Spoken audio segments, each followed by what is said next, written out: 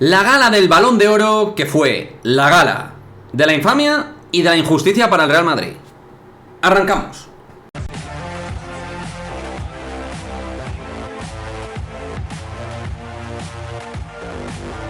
¿Qué pasa, chicos? Muy buenas, bienvenidos a otro nuevo vídeo de Madridismo al Día TV. Pues sí, a mi juicio, la gala del Balón de Oro de France Football fue básicamente una infamia y una absoluta injusticia con respecto al Real Madrid y a la extraordinaria temporada que realizó el conjunto blanco en esta temporada 21-22.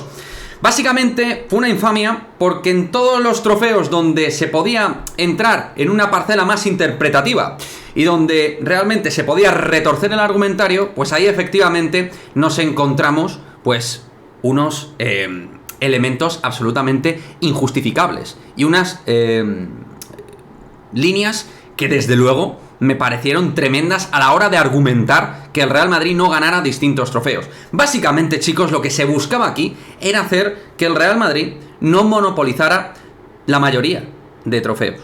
Es lo que se buscaba, es la realidad. No querían teñir de blanco la gala de France Football 2022.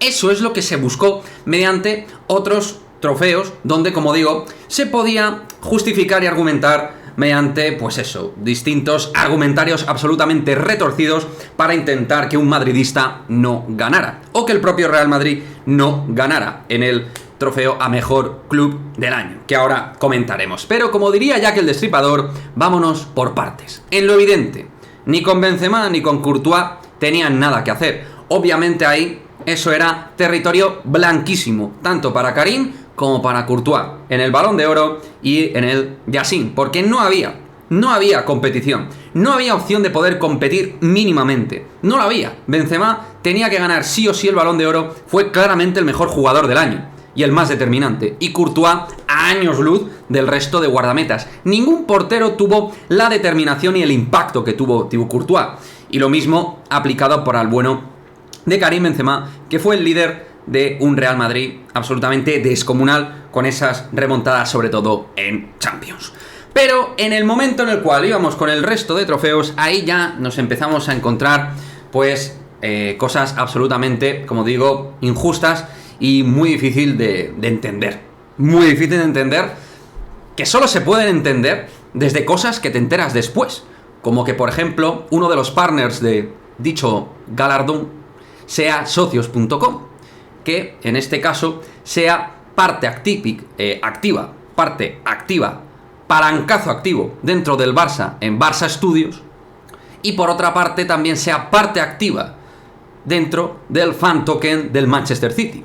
Entonces ahí uno puede llegar a entender más cosas de todos los hilos que se mueven en este tipo de trofeos, que no es la primera vez ni la última, si ya lo sabemos, pero en este caso que toca directamente al Real Madrid, pues hacemos vídeo al respecto. Y otra cosa os digo, a mí esto me importa hasta donde me importa. Por supuesto, da para hacer vídeo, lo considero injusto, lo considero una infamia y fuera de todo catálogo deportivo. Pero bueno, lo importante son al final los títulos colectivos. Y el Real Madrid ahí reventó absolutamente a todos.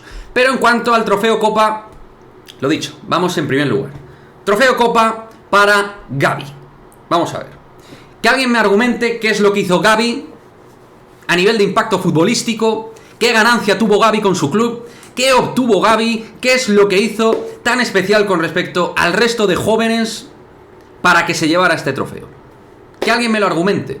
Y sobre todo, obviamente, con el que quedó segundo, que fue Eduardo Camavinga.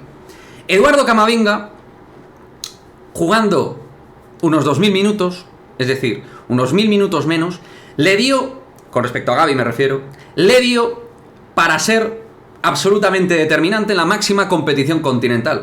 Aquellos que vienen de listos diciendo que Camavinga no jugó nada, que se revisionen los partidos en las eliminatorias de Champions, que se lo miren.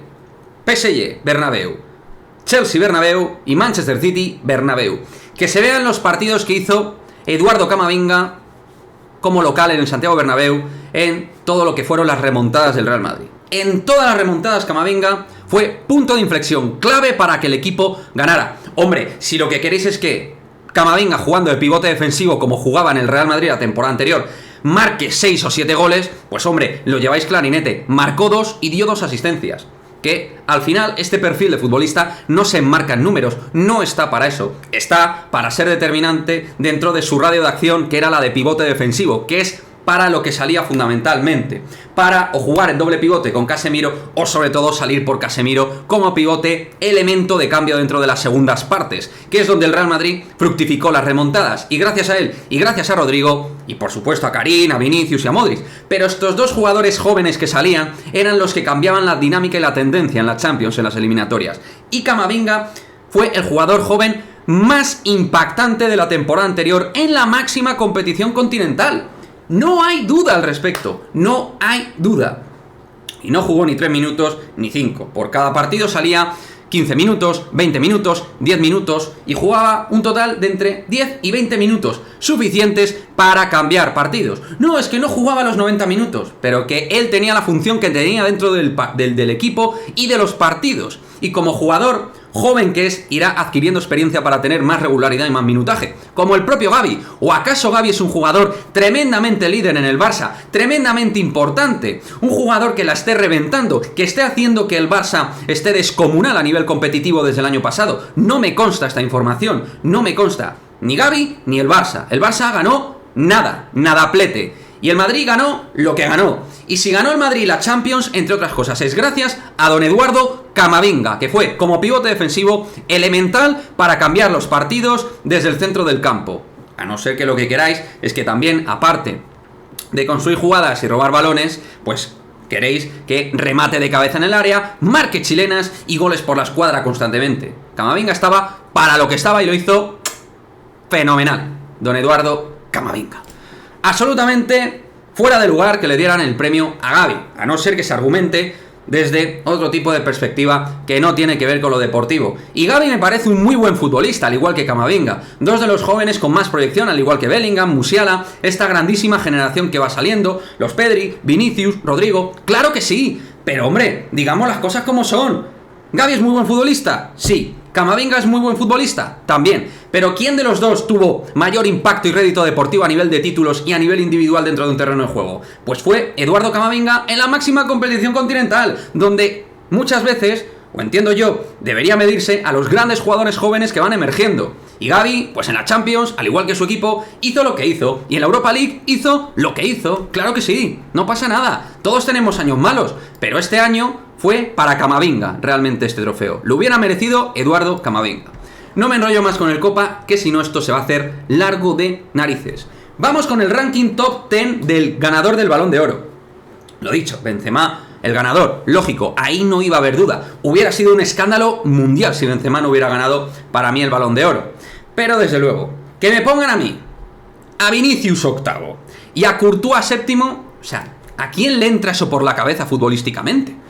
Pero vimos la Champions, pero vimos qué pasó en la Champions, pero vimos lo que hizo Courtois en la final, pero vimos qué hacía Vinicius en la Champions y en la Liga, pero lo vimos, o no lo vimos, o nos pusimos una venda. Algunos periodistas de France Football se pusieron una venda en los ojos. ¿Qué les pasó? ¿Esos días dónde estaban? ¿Estaban viendo al Barça en la Europa League? ¿A qué se dedicaban? No lo entiendo, no lo entiendo.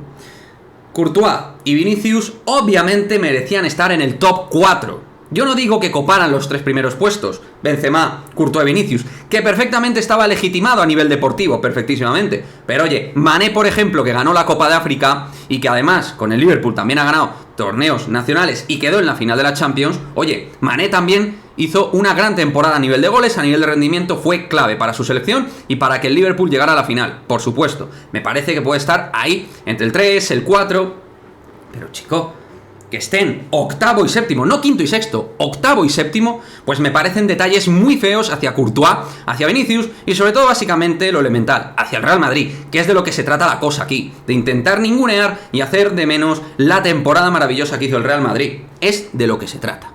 O sea que, lo dicho, injustificado de nuevo deportivamente que Courtois y Vinicius estén octavo y séptimo. Podía haber estado De Bruyne, Mané, top 5, ahí, metiditos. Pues no, séptimo y octavo no tiene ningún sentido meter a Courtois y a Vinicius. Llamarme loco. Que sí, subjetividad lo que queráis. Por supuesto, subjetividad. Esto se trata de opinar. ¿O qué es esto? Esto es un canal donde opino. Claro, lógicamente, y mi opinión es que Courtois y Vinicius tenían que haber estado en el top 4. Oye, si no estás de acuerdo, argumentamelo en los comentarios, chico. Mírate los números de Vinicius, mírate la incidencia de Courtois en la Champions. Oye, que no pasa nada, que no pasa nada. Vamos con el colmo de los colmos. El colmo de los colmos, el colmo fue cuando se dio el premio a Mejor Club del Año. Y fue para el Manchester City, que está argumentado en la cantidad de nominados a premios que había del Manchester City. En vez de tener en cuenta, pues no sé, otros factores como por ejemplo que el Real Madrid, así, recogiendo ese argumentario, tuviera a 4 futbolistas, 4 Modric, Vinicius, Courtois y Benzema, 4 en el top 10. Ningún equipo tenía a 4 jugadores en el top 10 del ranking del Balón de Oro, optando al Balón de Oro. Y el Madrid sí los tuvo. Y el propio ganador del Balón de Oro. Pero más allá de esto, que a mí me parece un argumentario bastante escaso de solidez futbolística para mí, sobre todo vamos con lo mollar, lo fundamental, que se le olvidó a la gente. También, a todos estos de France Football se les ha olvidado. A todos los periodistas. Que el Madrid eliminó al Manchester City y al Liverpool en el duelo. En el a cara de perro el Madrid dejó fuera al City y ganó en la final al Liverpool. Esto se trata de ganar y de competir, y el Madrid fue el más competitivo y el equipo ganador de la competición más importante de clubs, la Champions. Y eliminó al City y ganó al Liverpool. Pero es que el Madrid no quedó segundo tampoco, que ha quedado tercero, detrás del Liverpool y detrás del Manchester City, que lo ganó. Que luego salieron con el discursito este Soriano sobre el tema este de jugar bien al fútbol y que ya ganaremos y tal. Bueno, claro, algún día ganaréis con la pasta que metéis y el equipazo que tenéis, normal. Pero bueno, el Real Madrid es que no es un club estado. Vive de sus propios recursos que genera como club.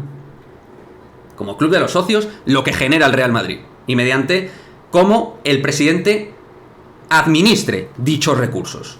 Ejemplar, absolutamente. Con sus cosas buenas o malas, en ese sentido, Florentino creo que no cabe duda de cómo ha administrado el club. Entonces, que al Real Madrid le pongan tercero, como tercer mejor club, a mí me parece reírse del madridismo y reírse del Real Madrid esta última temporada. Ganador de Liga y ganador de Champions, ha ganado la competición nacional más importante y ha ganado la competición más importante de clubs, aparte de una Supercopa de España. Y luego la Supercopa de Europa, si se adentrara dentro de la temporada anterior, también. Pero bueno, nos centramos sobre todo en Champions y en Liga, chicos, que las ha ganado el Real Madrid. Y le ponen tercero. Y en los duelos directos a estos dos los ganó. Se los llevó al Rinchi, los ganó el Real Madrid. En fin. En resumidas cuentas, chavales, en todos los premios que se podía retorcer la realidad futbolística y emplear el argumentario y el relato en beneficio de atacar al propio Real Madrid, se empleó. Y vaya que si se empleó este argumentario absolutamente retorcido, como digo. Para mí, deportivamente y futbolísticamente, retorcido. Así es como lo veo yo. Llamarme loco, madridista loco. Yo lo veo así. Puede haber matices, puede haber detalles, pero hay en cosas que no hay ni matices ni detalles. Es blanco o negro. Y aquí se ha ido en contra del equipo blanco. Clarísimamente. En fin, ¿qué es lo que opináis vosotros respecto a la gala del Balón de Oro? De cómo se han otorgado los premios, de los premiados, de lo que hemos analizado en este vídeo. Me gustaría vuestra opinión, que participéis. Yo la verdad es que siempre a esto le doy la importancia que le doy, pero con un Real Madrid que estaba muy implicado esta temporada, pues creo que se ha visto lo que se ha visto, la evidencia mundial de cómo se quiere hacer al Real Madrid de menos. No querían teñir la gala de blanco madridista, querían evitarlo a toda costa. Y no sé si tiene que ver con socios.com, no sé si tiene que ver con Francia, no sé si tiene que ver con el Barça, me da exactamente lo mismo. Simplemente a nivel deportivo y sin poder entrar más allá, me parece una infamia y me parece absolutamente injusto el trato con respecto a los trofeos que se ha dado a los futbolistas y al propio Real Madrid. Absolutamente lamentable esta gala del Balón de Oro.